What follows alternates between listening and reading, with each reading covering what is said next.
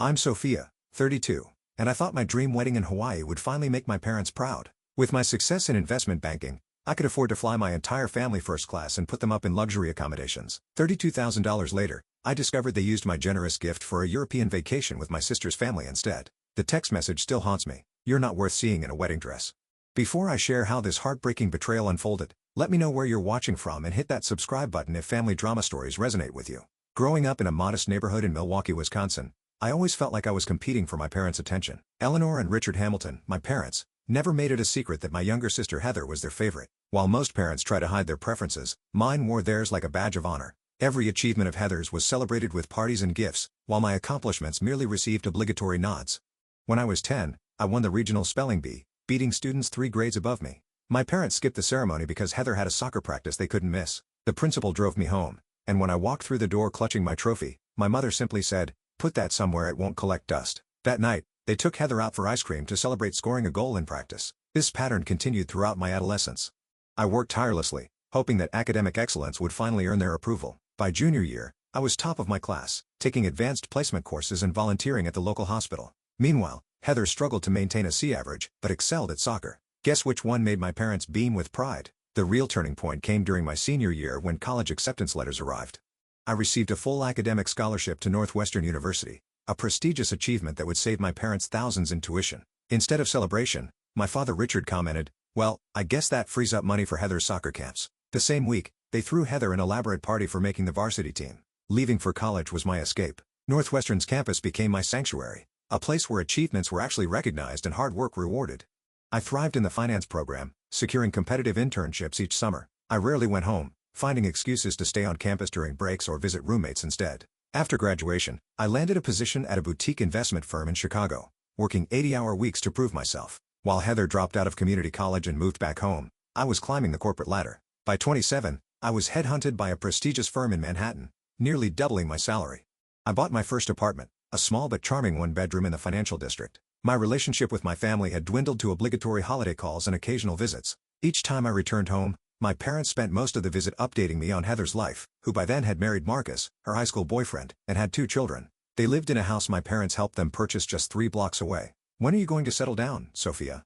my mother would ask. "Your biological clock is ticking." This despite the fact that I was thriving in my career, traveling internationally and building wealth and independence. The contrast between my family and Nathan's became apparent the moment I met them. I met Nathan at a charity gala for educational scholarships. He was handsome in his tailored suit, but what truly attracted me was his genuine interest in my career and ambitions. Unlike previous dates who seemed intimidated by my success, Nathan celebrated it. Nathan ran a successful architectural firm specializing in sustainable design. He shared my work ethic and ambition, but also understood the importance of balance. After 3 months of dating, he invited me to his parents' anniversary celebration in Connecticut. Barbara and Thomas Anderson welcomed me with genuine warmth. Their home was filled with photos of Nathan and his accomplishments, alongside those of his 2 brothers. During dinner, they asked thoughtful questions about my work and actually listened to the answers. When I mentioned a recent project that had saved a client millions, Barbara raised her glass in a toast. "To Sophia," she said, "thank you for sharing your brilliance with our son." I nearly cried. In one dinner, Nathan's parents had shown more interest and pride in my accomplishments than mine had in 30 years. Our relationship progressed naturally. Nathan supported my career milestones, attending company events and listening patiently when I needed to vent about difficult clients. I cheered him on when his firm won a prestigious design award. We moved in together after a year, combining our lives with surprising ease. The proposal came during a weekend getaway to Cape Cod. After a private dinner on the beach, Nathan got down on one knee with a vintage emerald ring, remembering that I once mentioned preferring colored stones to diamonds. "You're the most extraordinary woman I've ever met," he said. "I want to build a life worthy of your brilliance. Will you marry me?" I said yes through happy tears. That night, I called my parents, hoping that this news might finally bridge the gap between us. "We're engaged," I announced when my mother answered. After a pause, she said, "That's nice, dear. Did you hear Heather is expecting again?" It was clear then that even this milestone wouldn't change our relationship. But with Nathan by my side and the warm embrace of his family, I was determined to create the wedding of my dreams, with or without my parents' enthusiasm. Nathan and I initially considered a traditional wedding in New York where most of our friends lived or Connecticut near his family. But during a late-night conversation about our favorite memories together, we kept returning to our first vacation as a couple. 6 months into dating, we had impulsively booked a trip to Maui. Those 10 days in Hawaii had been magical, from snorkeling with sea turtles to watching the sunrise from Haleakala volcano. We talked about our dreams for the future while walking along Kaanapali Beach, the first time either of us had vocalized wanting marriage and family. "What if we got married in Maui?" I suggested, the idea forming as I spoke. We could return to where we first talked about building a life together. Nathan's face lit up. That's perfect. We could have the ceremony on the beach at sunset. The next day, I reached out to several wedding planners specializing in Hawaiian destination weddings. After video consultations with three, we connected instantly with Jasmine Kelly, whose warm personality and meticulous attention to detail impressed us both. A Maui wedding is absolutely magical, Jasmine assured us during our first planning call. But be prepared for about 30% of your invited guests to decline due to travel constraints. This statistic actually relieved me. While Nathan had a close-knit group of family and friends he wanted present, I was more selective. Outside of college friends and work colleagues, the only family members I truly wanted there were my cousin Rachel and my aunt Patricia, who had always shown me genuine affection when she wasn't estranged from my parents. However, social expectations and Nathan's gentle encouragement convinced me to include my immediate family in the plans. They're still your parents, Sophia, Nathan said gently. You might regret not having them there. With Jasmine's guidance, we secured a stunning oceanfront property for both ceremony and reception. We selected a date 10 months away, giving guests ample time to arrange travel. The venue could accommodate up to 80 guests, which felt intimate yet sufficient. We spent weekends poring over color schemes, floral arrangements, menu options, and music selections. Nathan and I were aligned on most decisions, both preferring elegant simplicity over ostentatious displays. We chose a palette of seafoam green, coral, and gold, reflecting the natural beauty of the Hawaiian landscape. As our plans progressed, one concern kept surfacing: the cost for guests.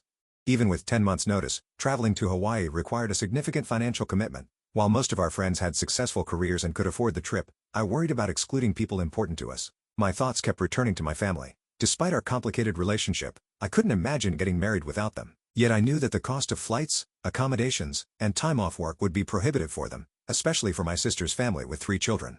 During a weekend visit to Nathan's parents, I confided my concerns while helping Barbara prepare dinner. I don't want to sound pessimistic, I said, chopping vegetables, but I don't think my family will come. Hawaii is expensive, and they've never prioritized my milestones. Barbara placed a gentle hand on my shoulder. Have you considered helping them with expenses? If it would mean having them there, it might be worth it. Later that night, I discussed the idea with Nathan. What if I paid for my family's travel? I proposed first-class flights, resort accommodations, everything. They couldn't say no to that, right? Nathan seemed hesitant. That's incredibly generous, Sophia. But it would be several $1,000s. Are you sure? I had received a substantial bonus that year and had been saving diligently. The money was earmarked for a down payment on a future home, but this felt more important. I want to remove every possible excuse, I explained. If I cover all expenses and they still don't come, at least I'll know I did everything possible. Nathan kissed my forehead. If this is important to you, I support it completely.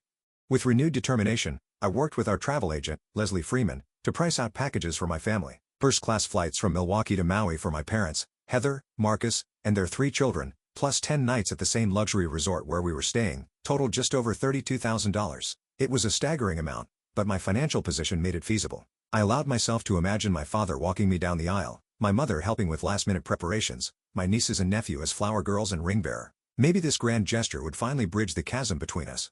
Maybe they would finally see that I had built a successful life worthy of their pride. With this hope fueling me, I finalized the bookings, arranging for welcome baskets in their rooms and private airport transfers. I wanted everything to be perfect, a dream vacation for them and a chance for us to create positive family memories surrounding my wedding. As Jasmine helped us fine-tune details, I found myself becoming genuinely excited about having my family there. I pictured introducing them to Nathan's warm, loving family and imagined barriers falling away as they all connected. Perhaps this wedding could heal old wounds and start a new chapter in our relationship. With arrangements complete, I sent formal invitations with handwritten notes explaining that all travel expenses had been taken care of, along with detailed itineraries. All they needed to do was show up with their suitcases and enjoy a luxury Hawaiian vacation culminating in my wedding. For the first time in years, I allowed myself to hope that my wedding day would include the family I had always wanted. With everything booked and deposits paid, I decided to call my parents rather than wait for them to receive the invitations. I wanted to hear their reaction firsthand and answer any questions they might have about the arrangements. My hands trembled slightly as I dialed their number one Sunday afternoon. My mother answered on the 4th ring, sounding distracted. "Hi Mom, it's Sophia. Do you have a few minutes to talk?" "I have some exciting news. Let me turn down the TV," she said. I heard my father grumbling in the background about pausing his program. "Richard, it's Sophia," my mother explained, as if that might not be sufficient reason to interrupt his viewing. Once I had their attention, I took a deep breath. "Nathan and I have finalized our wedding plans. We're getting married in Maui, Hawaii in October." "Hawaii," my mother echoed. "That's very far away, Sophia." "I know," I acknowledged, "which is why I'm calling. I've actually arranged something special for the family." I explained that I had booked and paid for first-class flights and resort accommodations for all of them, including Heather's family. There was a moment of stunned silence before my father spoke. "First class? To Hawaii? That must have cost a fortune." I downplayed the expense, not wanting to make them uncomfortable. I wanted to make it special. You'll have your own beachfront suite, and Heather's family will have a 2-bedroom villa. Everything's taken care of, including airport transfers and daily breakfast. Well, my mother said, her voice warming slightly, that's very generous of you, Sophia. My heart lifted at the approval in her tone. For once, I'd done something right in their eyes. I need to tell Heather about this, my mother continued, excitement building in her voice. Can I call her now? Of course, I said, smiling. I'll email everyone the full itineraries, but the dates are October 25th, with the wedding on the 20th. After hanging up, I felt a weight lift from my shoulders. Their initial reaction had been more positive than I dared hope. Within an hour, I received enthusiastic text messages from Heather and Marcus, expressing disbelief and gratitude. OMG, Sophia. First class to Hawaii? The kids are freaking out. Thank you, Heather wrote. In the following weeks, our wedding plans continued to progress smoothly. Jasmine secured our preferred vendors, including a renowned local chef for the reception dinner and a string quartet for the ceremony. Nathan and I finalized our vows and selected readings. I found my perfect dress, a sleek, modern gown with subtle beading that caught the light like seafoam. I regularly checked in with my family about their trip preparations. My mother mentioned shopping for resort wear, and Heather asked questions about activities for the children.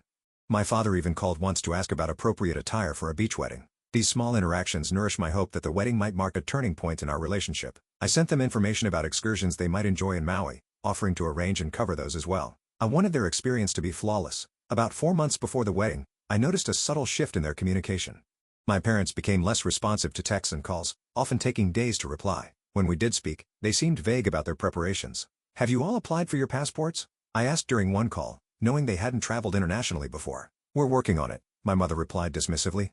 There's plenty of time. Heather, previously enthusiastic, began mentioning potential conflicts. Marcus might have a work thing come up, she said vaguely when I called in July, but we're still planning to be there. A small knot of anxiety began to form in my stomach, but I dismissed it.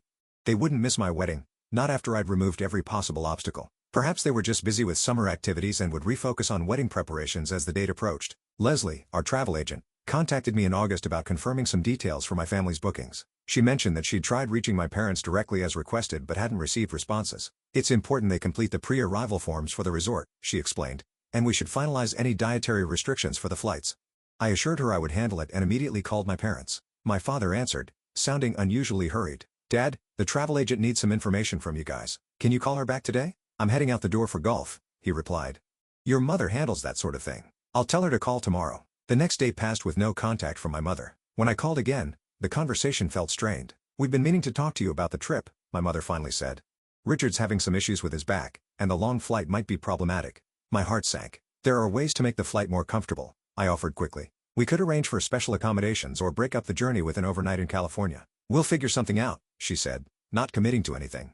Heather's also concerned about Bella missing school. Bella, my oldest niece, was in 2nd grade. Missing a week of elementary school hardly seemed catastrophic, but I didn't argue. The resort has tutoring services for guests, I mentioned instead, and her teachers could provide assignments in advance. Each concern they raised, I addressed with solutions, yet their enthusiasm seemed to be waning inexplicably. The knot of anxiety in my stomach grew larger. As September arrived, with the wedding just 6 weeks away, communication with my family became increasingly difficult. Calls went to voicemail, texts received delayed, non-committal responses.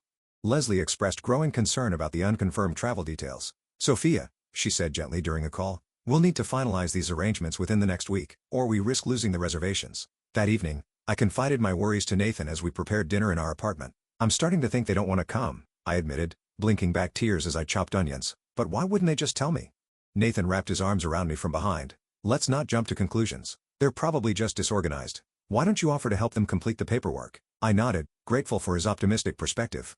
The next day, I sent a comprehensive email detailing exactly what needed to be done and offering to handle the paperwork myself if they provided the necessary information. 3 days passed without response. My anxiety evolved into a persistent dread that followed me through my workdays and disrupted my sleep. The dream of having my family at my wedding was beginning to crumble, and I couldn't understand why. With just over a month until our wedding, the silence from my family became deafening. Determined to resolve whatever issues were causing their hesitation, I decided to make a surprise visit to Milwaukee. I told my office I needed a personal day, booked a Friday morning flight, and texted my mother that I was coming to help finalize their travel plans. Her response came hours later. This weekend isn't good. Your father and I are very busy. The dismissal stung, but I was beyond accepting vague excuses. I'll only need a couple of hours of your time, I replied. It's important we get these details sorted out. I arrived at their house Friday afternoon, rental car parked in the driveway. When my mother answered the door, her surprise seemed tinged with annoyance rather than pleasure.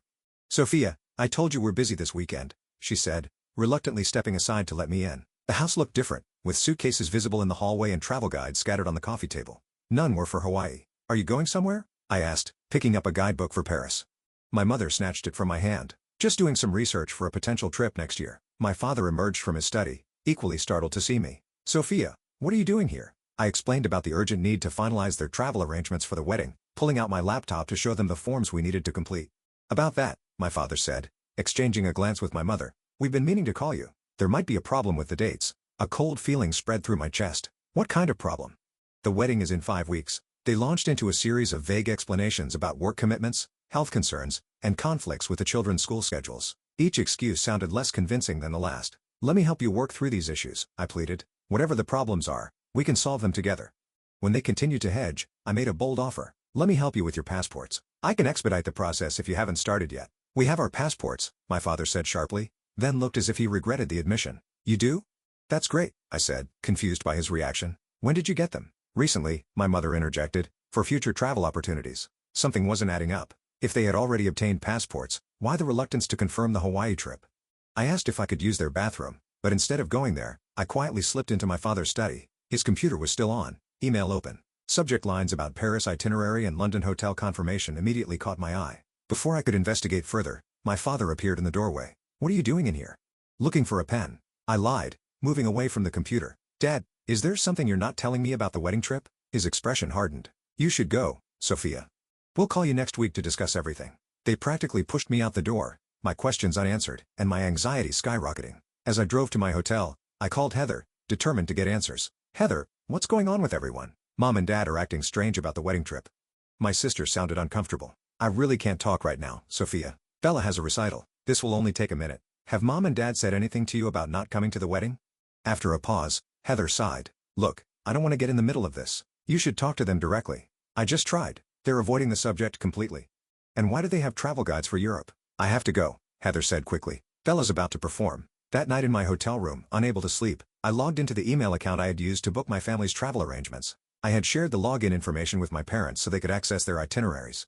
Scanning recent activity, I noticed several emails had been marked as read that I hadn't opened. One was a notification from the airline about a requested change to the reservations. With growing dread, I called the airline's customer service line. "I'm checking on reservations under the name Hamilton," I explained to the representative. "Has there been any request to change these bookings?" After verifying my identity, the representative confirmed my fears. Yes, there was a request to change the destination from Maui to Paris, but it couldn't be processed without additional payment for the fare difference. The request came through about 3 weeks ago. My blood ran cold. Paris, not Maui, the same destination I had seen in the guidebook at my parents' house. The next morning, I drove back to my parents' house, determined to confront them with what I discovered. When no one answered the door, I used my old key to enter. The house was empty, the suitcases gone. On the kitchen counter was a note, "Gone to Heather's for the weekend. Please lock up when you leave." I called Nathan, my voice shaking as I explained what I'd found. "They're planning a trip to Europe instead of coming to our wedding," I said, tears streaming down my face. "They tried to use the tickets I bought them to change destinations." Nathan's voice was steady, a lifeline in my emotional storm. "Come home, Sophia. We'll figure this out together." I changed my return flight to that afternoon, but before leaving, I made one last stop at Heather's house. Her car was in the driveway, alongside my parents'.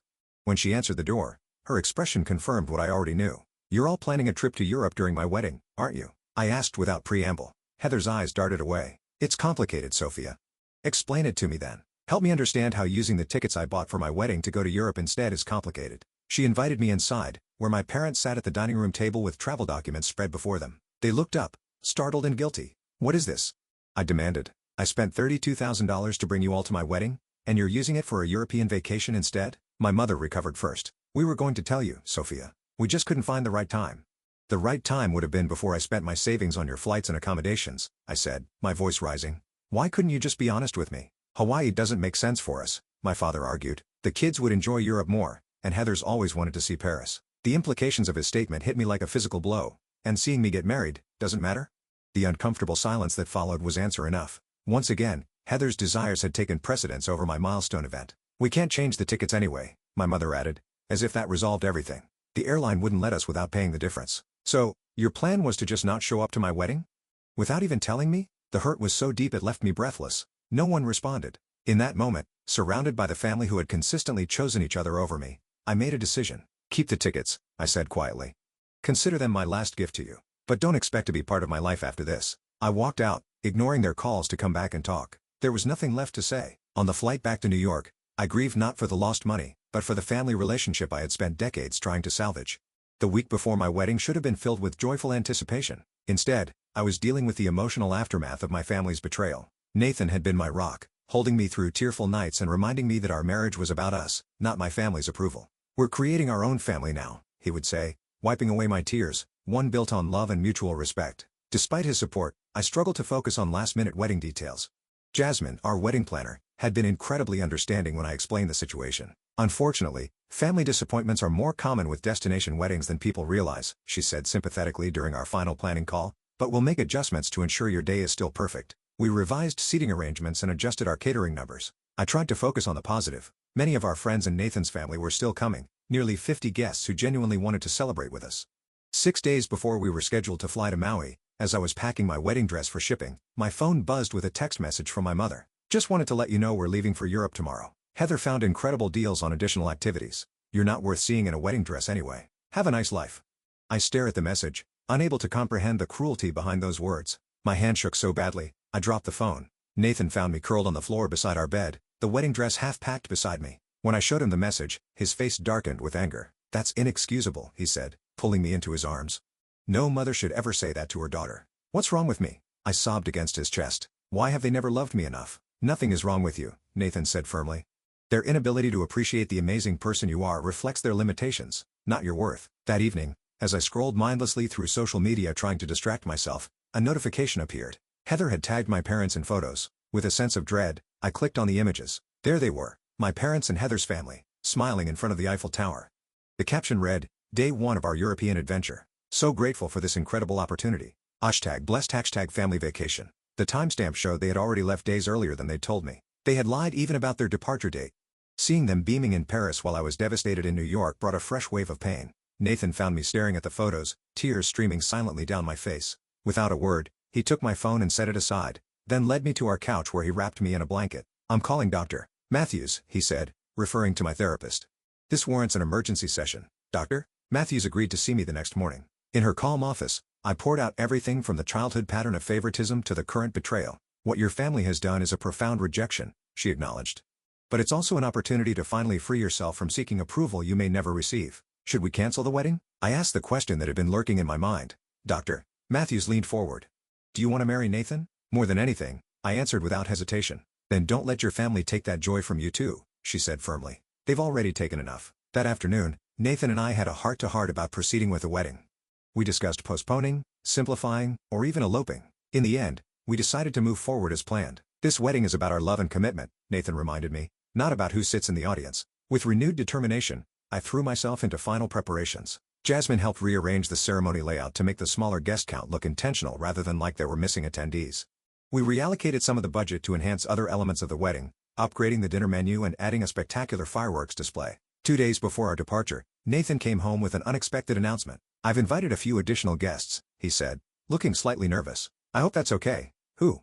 I asked, surprised. "Remember Julian Sanders, the musician we met at the charity gala last year? He's agreed to perform at our ceremony. And Margaret Chun from the Educational Foundation has also accepted. She's bringing her husband." Julianne was a Grammy-winning pianist whose music I adored, and Margaret was a renowned philanthropist we had worked with on several charity projects. Both were people I admired greatly but consider more professional acquaintances than close friends. "You invited celebrities to our wedding?" I asked, astonished. Nathan shrugged. "I reached out explaining the situation, how your family had abandoned you, and asked if they might help make our day special. They both responded immediately that they'd be honored to attend." Fresh tears filled my eyes, but this time from overwhelming gratitude. "You did that for me? I'd do anything to see you smile on our wedding day," he said simply.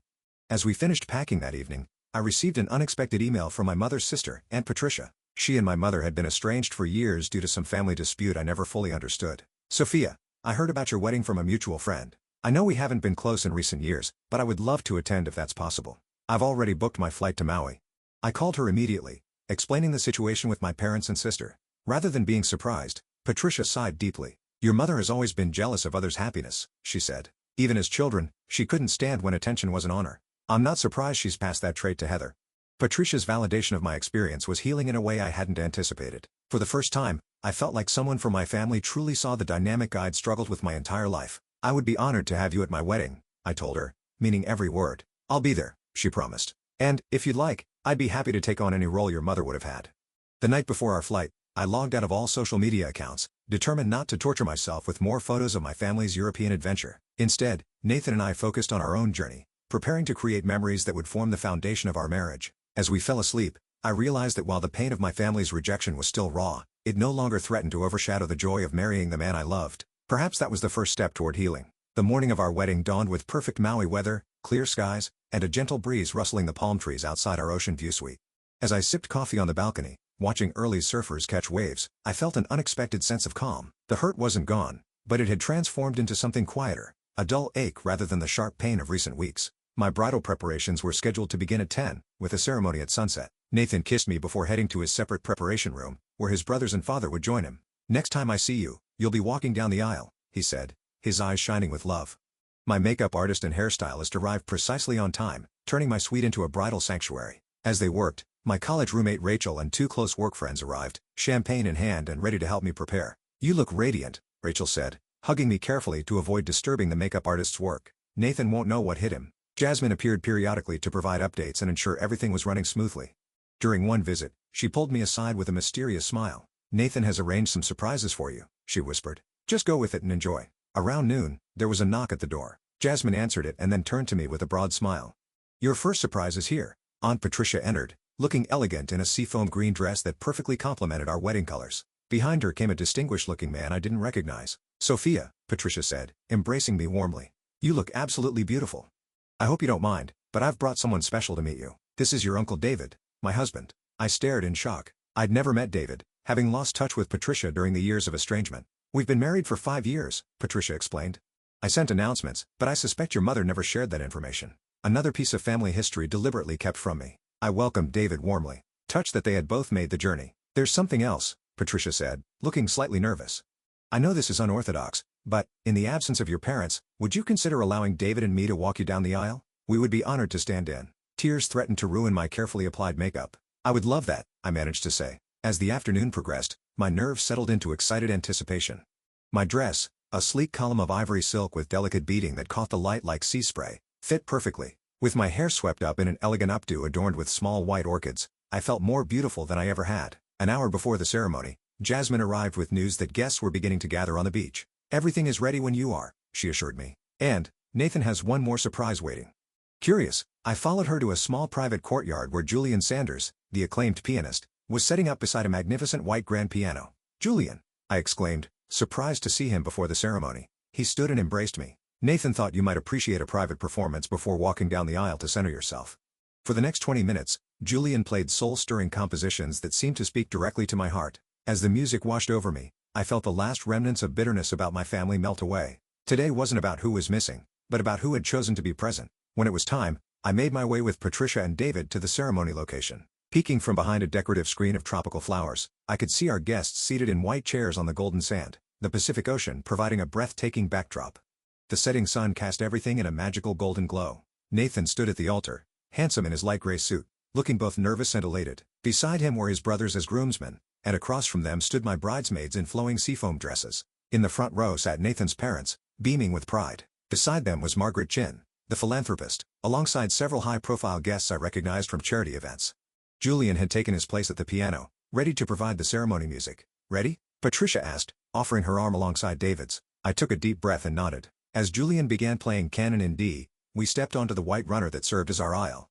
Gasps and murmurs of appreciation rippled through the guests as they turned to see me. Nathan's face as he watched me approach was everything I could have hoped for, his eyes filling with tears of joy. In that moment, I knew with absolute certainty that I was exactly where I was meant to be, with exactly the right people surrounding us. The ceremony was magical in its simplicity and sincerity. We exchanged vows we had written ourselves, promising to support each other's dreams, to move it honestly, and to choose each other every day.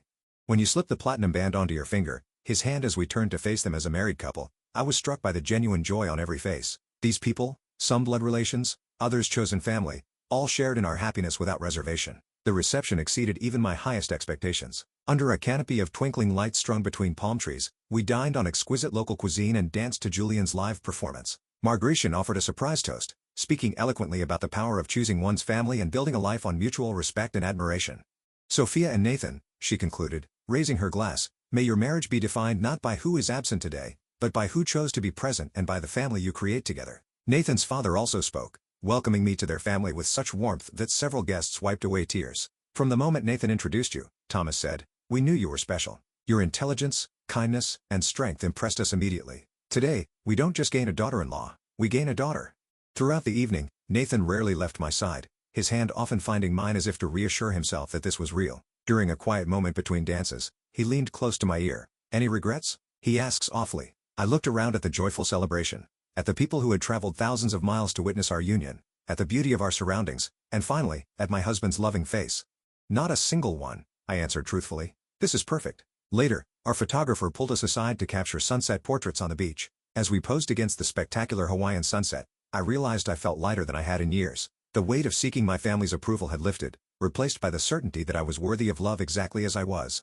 "They're going to be incredible," the photographer assured us, reviewing some of the shots on her camera. "These are the kind of photos people can't help but comment on." Nathan smiled at me knowingly. We had already discussed posting select wedding photos online, not out of spite, but as a celebration of our joy. If my family happened to see them and realize what they had missed, so be it. As the night drew to a close, Nathan and I slipped away from the reception to walk barefoot along the moonlit beach. The sounds of our celebration faded behind us as we strolled hand in hand. "Thank you," I said, stopping to face him. "For everything. For loving me. For creating this magical day. For showing me what family should be." "Thank you for choosing me," he replied simply, "for trusting me with your heart. I promise to treasure it always." Under the vast Hawaiian sky, surrounded by the gentle rhythm of waves, we sealed that promise with a kiss that felt like the beginning of everything. The morning after our wedding, Nathan and I awoke to sunrise streaming through the windows of our honeymoon suite. As we enjoyed breakfast on our private balcony, our photographer sent a preview of our wedding photos. They were breathtaking, capturing not just the visual beauty of the day, but the authentic emotion and joy that had surrounded us. "These are incredible," Nathan said, scrolling through the images. "You look absolutely stunning." One photo in particular caught my attention. Nathan and I dancing surrounded by Julian Sanders playing piano, with Margaret Chin and several other notable guests visible in the background. The golden sunset light gave everything an almost magical quality. "That one," I said, pointing. "That's the one I want to share." With Nathan's encouragement, I crafted a simple post: "The most perfect day with the most perfect man, surrounded by true friends and family. Thank you to everyone who made our wedding so special, especially Julian Sanders for the incredible music and Margaret Chin for your beautiful toast. #JustMarried, #Maui, #ChoseNamely." I hesitated only briefly before hitting post, then turned off notifications and set my phone aside. This day was for us, not for monitoring reactions. We spent our first day as a married couple exploring Maui, snorkeling with sea turtles, and enjoying a romantic beachfront dinner. It wasn't until late that evening that I checked my phone again. The post had exploded with comments and likes, mostly from friends expressing joy and congratulations. But among the notifications were several missed calls and messages from my family. Heather had texted multiple times. "Is that the Julian Sanders at your wedding? How do you know Margaret Chin? Why didn't you tell us important people would be there?" My mother had left a voicemail, her tone dripping with artificial concern. "Sophia, we're worried about you posting such exaggerated photos. People might get the wrong impression about your wedding. Call us when you can." My father's message was more direct.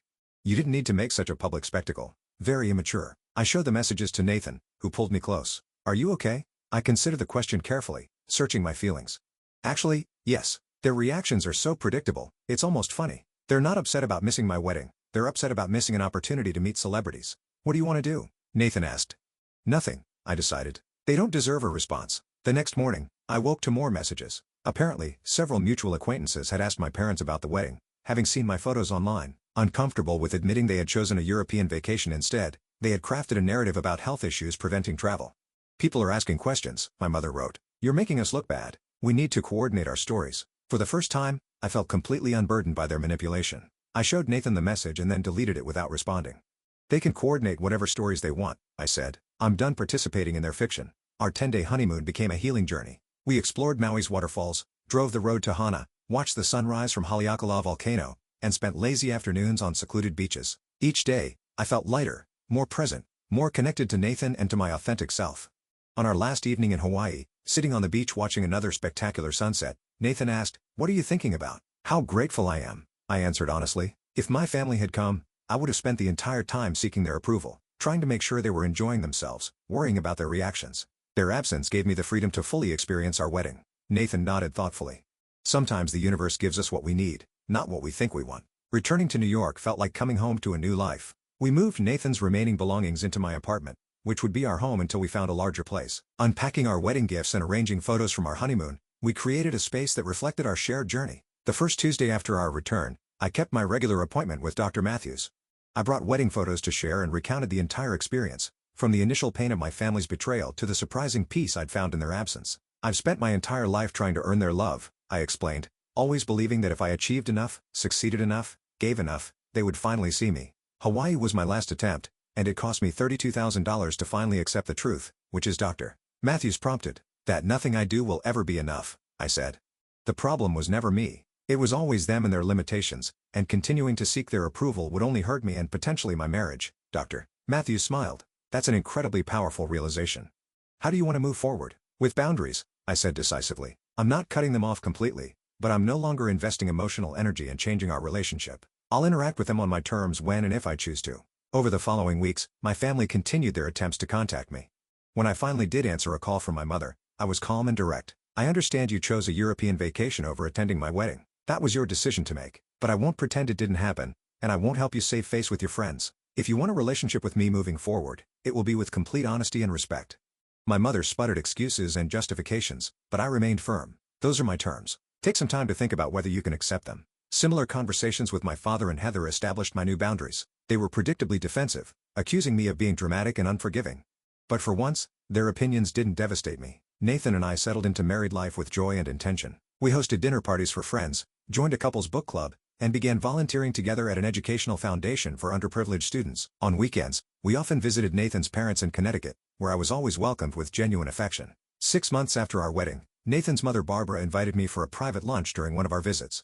I hope you don't mind, she said as we settled at a corner table in her favorite restaurant, but I wanted to check in on how you're doing with your family situation. I appreciated her directness and concern. Better than I ever expected, I answered truthfully. Setting boundaries has been freeing. They occasionally reach out, usually when they want something or when relatives ask about me, but I no longer feel obligated to respond. Barbara nodded. I hope you know that Thomas and I consider you our daughter in every way that matters. Family isn't always about blood. It's about who shows up, who supports you, who celebrates your joys and shares your sorrows. Tears pricked at my eyes. Thank you for showing me what family should be. A year after our wedding, Nathan and I celebrated our anniversary by returning to Maui, staying in the same resort where we had married. Sitting on the beach where we had exchanged vows, we reflected on our journey. This year has taught me so much about what truly matters, I told Nathan. I spent so long chasing approval from people incapable of giving it that I almost missed recognizing the genuine love that was right in front of me.